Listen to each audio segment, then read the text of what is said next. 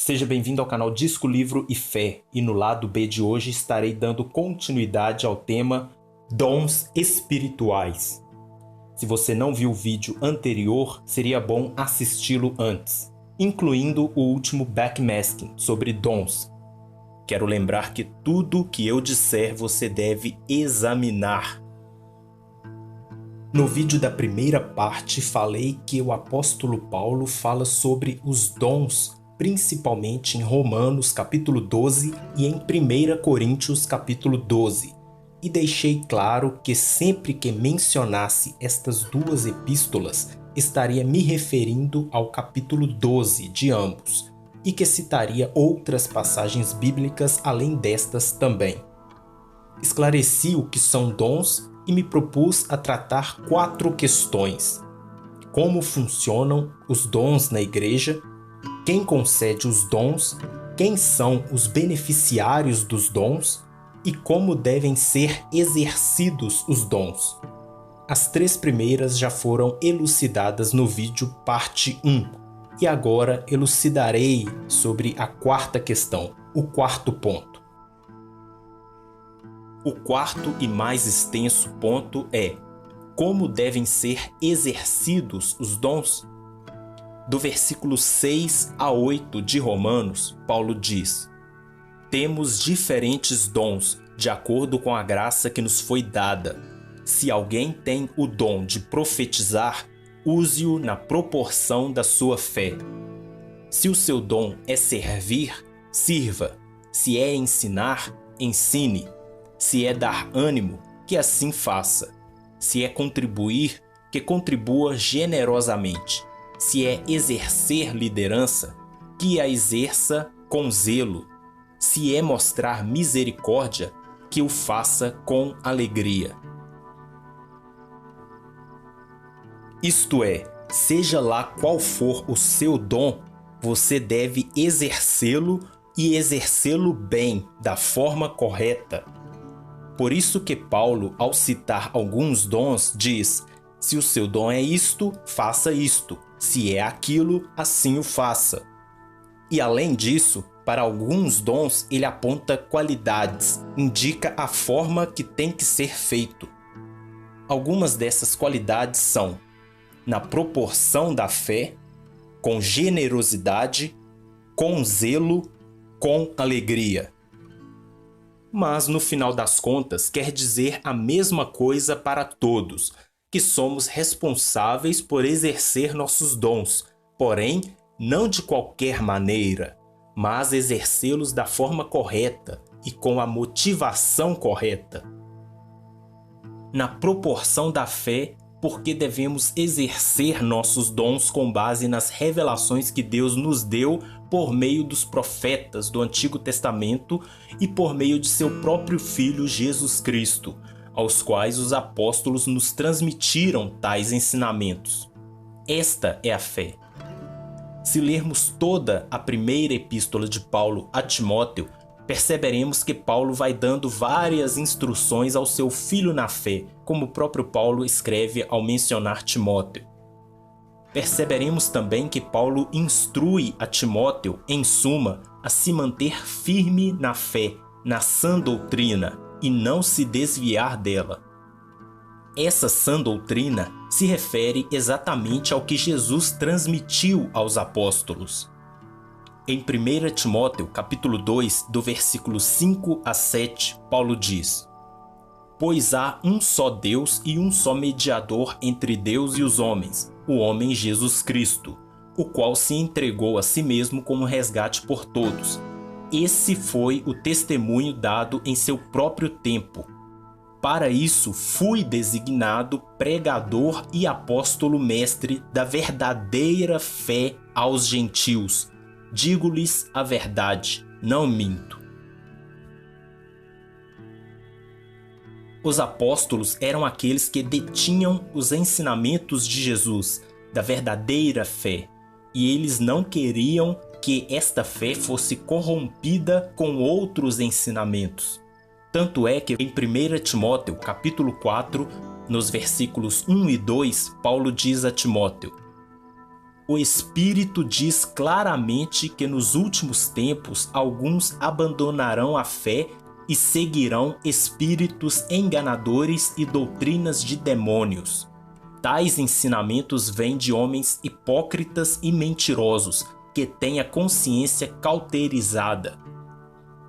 E no versículo 6 diz: se você, Timóteo, transmitir essas instruções aos irmãos, será um bom ministro de Jesus Cristo, nutrido com as verdades da fé e da boa doutrina que tem seguido.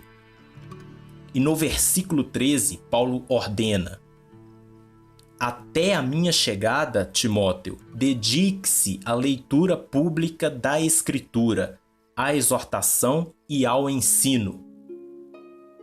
E no versículo 16, ele pede: atente bem para a sua própria vida e para a doutrina, perseverando nesses deveres, pois, fazendo isso, você salvará tanto a si quanto aos que o ouvem. E em 1 Pedro, capítulo 4, versículo 11, diz: se alguém fala, faça-o como quem transmite a palavra de Deus. Se alguém serve, faça-o com a força que Deus provê.